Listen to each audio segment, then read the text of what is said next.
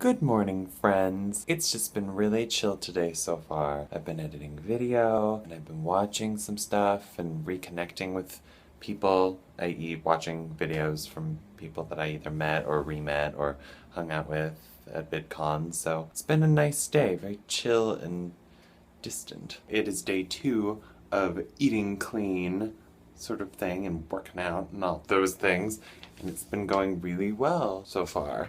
Even though, I'm not gonna lie, I'm totally craving something, chips or something along those lines. But I could potentially make my own chips, which are delicious. Yeah.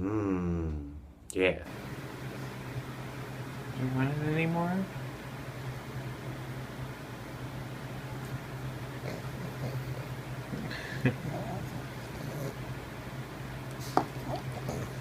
You're so funny.